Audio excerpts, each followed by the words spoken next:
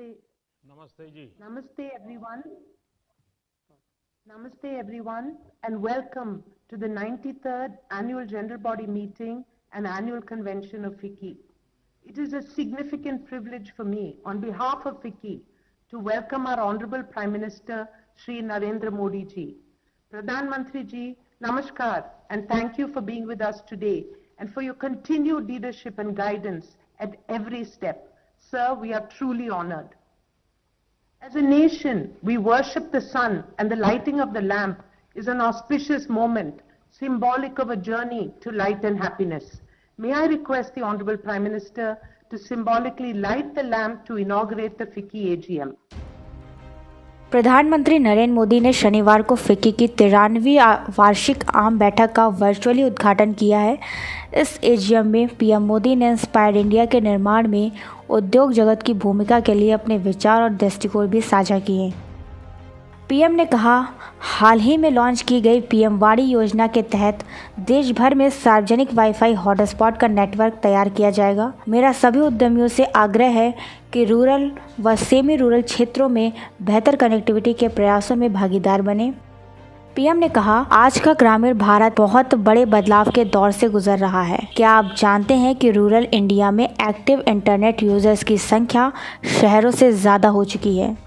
देश के आधे से ज़्यादा स्टार्टअप्स टियर 2 व टियर 3 शहरों में हैं।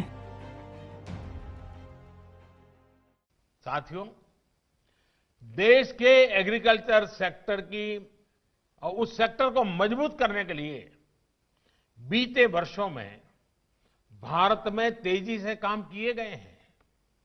आज भारत का एग्रीकल्चर सेक्टर पहले से कहीं अधिक वाइब्रेंट हुआ है। आज भारत के किसानों के पास अपनी फसल मंडियों के साथ ही बाहर भी बेचने का विकल्प है। आज भारत में मंडियों का आधुनिकीकरण तो हो ही रहा है। किसानों को डिजिटल प्लेटफॉर्म पर फसल खरीदने बेचने का भी विकल्प दिया है। इन सारे प्रयासों का लक्ष्य यही है कि किसानों की आय बढ़े, देश का किसान समृद्ध हो। जब देश का किसान समृद्ध होगा तो देश भी समृद्ध होगा। आपको मैं एक और उदाहरण देता हूं कि कृषि क्षेत्र को पहले कैसे हैंडल किया जा रहा था। साथियों, हमारे देश में पहले इथेनॉल तक को प्राथमिकता देकर इंपोर्ट किया जाता था,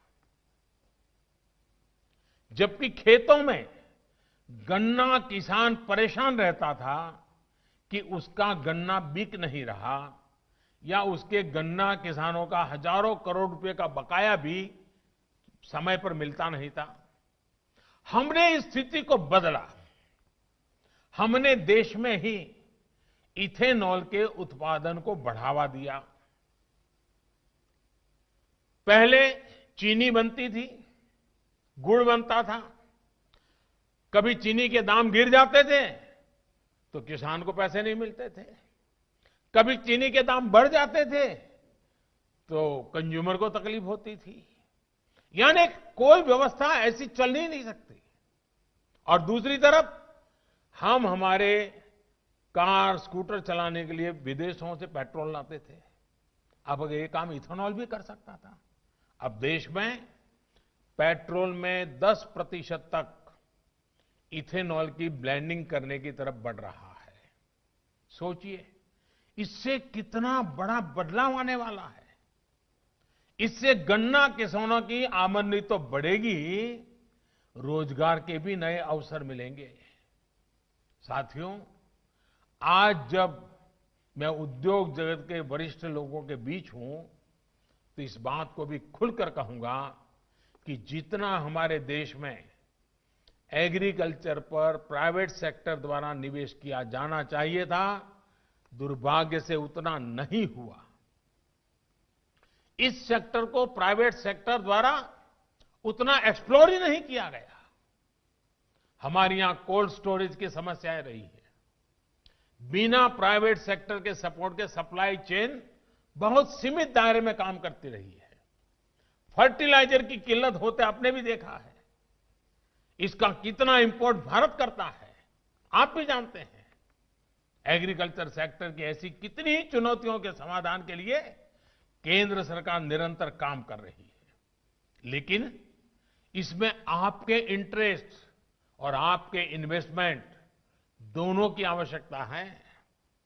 मैं मानता हूं कि एग्रीकल्चर से जुड़ी कई कंपनियां अच्छा काम कर रही हैं, लेकिन सिर्फ उतना ही काफी नहीं है। फसलें उगाने वाले किसानों को, फल सब्जियां उगाने वाले किसानों को जितना आधुनिक टेक्नोलॉजी का, आधुनिक व्यापार और उद्योग के तौर तरीके का जितना सपोर्ट मिलेगा, उनकी जरूरतों को देखते हुए जितना हम इन्वेस्ट करेंगे, उतना ही हमारे देश के किसानों का, फसलों का नुकसान कम होगा, उतनी ही उनकी आय बढ़ेगी। आज ग्रामीण क्षेत्र में एग्रो बेस्ड इंडस्ट्री के लिए बहुत बड़ा स्कोप है। पहले की नीतियां जो भी नहीं हो, लेकिन आज की पॉलिसीज ग्रामीण कृषि आधारित अर्थव्यवस्था विकसित करने के लिए बहुत अनुकूल है। नीति से और नियत से सरकार पूरी तरह किसानों का हित करने के लिए प्रतिबद्ध है।